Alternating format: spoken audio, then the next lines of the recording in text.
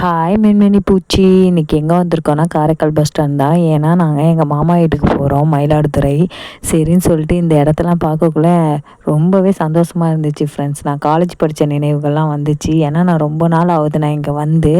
Last time Karaikal வரக்குள்ளே கூடயும் எங்கள் ஊர்கிட்ட இறங்கிட்டேன் நிறவில. அதனால காரைக்கால் பஸ் ஸ்டாண்டு வரவே இல்லை. இந்த இடம்லாம் பார்க்கக்குள்ள காலேஜ் படித்த நினைவுகள் தான் வருது.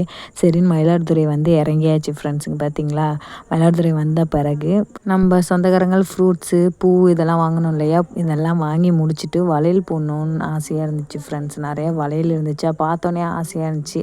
சரின்னு நானும் என் தங்கச்சி போட்டுக்கிட்டோம்.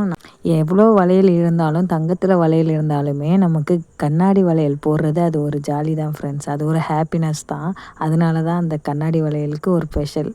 அதனால கண்ணாடி வளையல் போட்டாச்சு. அப்புறம் இந்த ஒரு பூ நான் காட்டுறேன். அந்த பூ யாருக்கெல்லாம் உங்களுக்கு தெரியும்னு கமெண்ட் பாக்ஸில் கமெண்ட் பண்ணுங்கள். சாமிக்கும் இந்த பூ வைக்கலாமா?